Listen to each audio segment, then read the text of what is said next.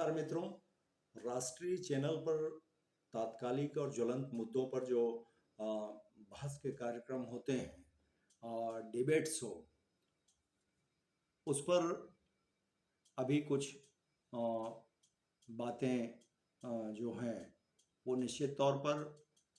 देश की जनता के लिए सोचनीय स्थिति है। हम जो कार्यक्रम वहाँ पर देखते हैं और राष्ट्रीय पार्टियों के प्रवक्ताओं का जो व्यवहार है और वहाँ पर बहस के दरमियान में जो परिस्थितियाँ पैदा होती हैं उसको जब दर्शक देखती है तो उसके मन में एक टीस उत्पन्न होता है कि भारत जैसे सुसंस्कारिक देश में जो हमारे भाग्य निर्माता हैं, भाग्य विधाता हैं, उनके प्रवक्ताओं का व्यवहार इस तरीके से कैसे नीचे गिर जाता है। इस कार्यक्रम को निश्चित तौर पर देख करके समाज जागृत होना चाहता है, देश के तरक्की, विकास और कमियों के बारे में जानकारी चाहता है, तथ्यों के आधार पर, तर्कों के आधार पर वो आश्वस्त होना चाहता है कि हमारा देश किस दिशा में जा रहा है, हम किस तरह से तरक्की कर रहे हैं और उसे जानने के लिए ही वो अपना समय 1 घंटा 2 घंटा अलग अलग जो टीवी के डिबेट शो हैं उसको पसंदीदा जो शो हैं उसको देखने के लिए समय खर्च करता है, समय निकाल कर उसमें बैठता है। मगर वहाँ जो परिस्थितियाँ बन रही हैं उससे ये लगता है कि जो राजनीतिक दल के प्रवक्ता हैं वो 150 करोड़ आबादी का सम्मान नहीं करना चाहते हैं। दरअसल में कुछ बातें जो हैं वो मैं आपसे शेयर करना चाहता हूँ। पहली बात तो ये है कि वहाँ पर जो डिबेट में पार्टिसिपेशन के लिए लोग आते हैं वो मुद्दों को जानते हुए भी जब डिबेट में बैठते हैं तो एक ही रटंत विद्या की तरह एक सांस में कुछ खास समस्याओं को लेकर के जो डिबेट का शो है उसको हैक करना चाहते हैं। वो शामिल हो जाते हैं, मिल जाते हैं, मुद्दे दूसरे हैं, मगर वो डिमांड करते हैं कि फला फला फला फला मुद्दा जो है उस पर बहस नहीं होती है और इस पर आप हमको बहस में बुलाते हैं। ये बड़ी विडंबना है। यदि आपको राष्ट्रीय प्रवक्ता महोदय, यदि आपको उस डिबेट से नापसंदगी है, वो ठीक नहीं लग रही है, तो आप उसमें बैठे क्यों हैं? पहली बात। दूसरी बात ये है कि जब एंकर झूठ को उजागर करने के लिए या फैक्ट चेक करने के लिए तथ्यों को सामने रखता है तो एंकर को ही किसी दल के से जुड़े हुआ बता देते हैं और इस तरीके से वहाँ पर एक अजीब सी स्थिति निर्मित होती है। बहुत सारे जो डिबेटर्स हैं वो उन मर्यादाओं का पालन नहीं करते हैं, वो समझते नहीं हैं कि उनके समय अपने समय पर वो बोलें, क्योंकि जब सब लोग बात करते हैं तो निश्चित तौर पर उस समय देश भर में बैठे हुए करोड़ों लोग जो आपके कार्यक्रम को देख रहे हैं उनको बड़ी पीड़ा होती है कि देश लेवल का जो डिबेट शो है उसमें कैसे लोगों ने मछली बाजार लगा दिया है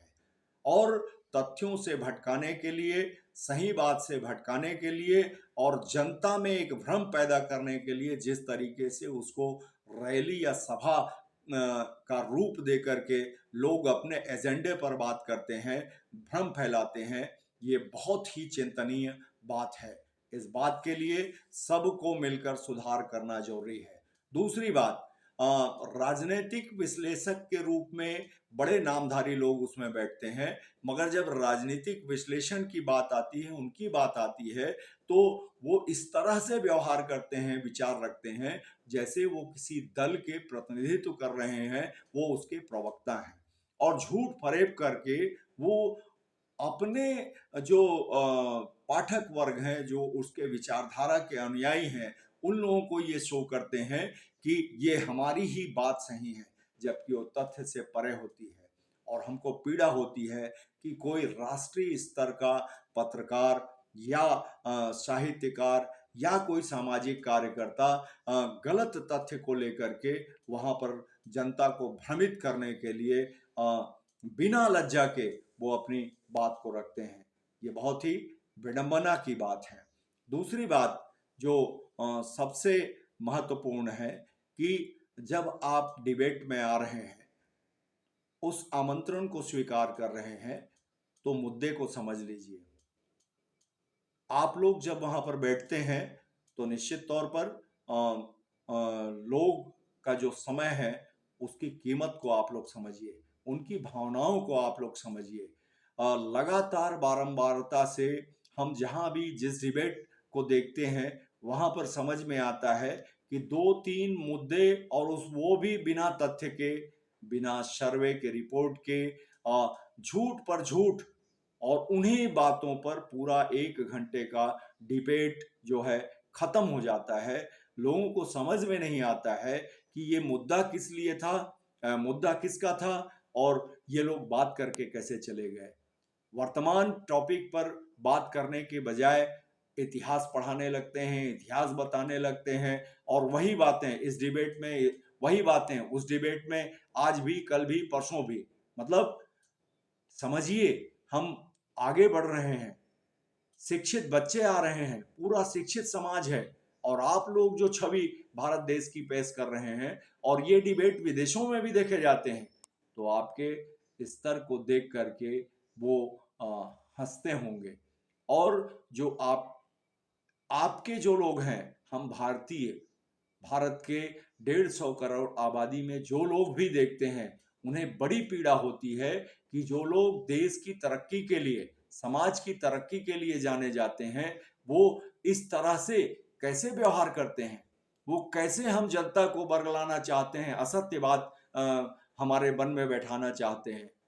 तो महानुभावों, आप लोग कृपा करिए और जनता तक सही बात पहुंचाएं, जनता की सेवा करिए, अच्छे व्यवहार करिए। राजनीतिक दल हैं तो राजनीति के हिसाब से कभी किसी पार्टी का सत्ता में आना, कभी किसी का आना, ये लगा रहेगा, लोकतंत्र है। मगर आप जिस तरीके से अपने व्यवहारों से जनता को पीड़ा दे रहे हैं, झूठ बोल करके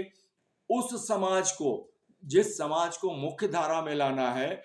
उस समाज को फिर वर्गला रहे हैं, एक दिन नहीं, नित्य वर्गला रहे हैं। इस काम को खत्म करिए। और मैं उन दलों से भी आग्रह करता हूं कि आप अपने प्रवक्ताओं को डिबेट पर भेजें तो 150 करोड़ आबादी के सम्मान को ध्यान में रखते हुए उन प्रवक्ताओं को प्रशिक्षित करके भेजिए। एंकर की एक सीमा है, वो लोकतंत्र का चौथा स्तंभ है, उसकी जवाबदारी है कि वो तथ्य को रखे,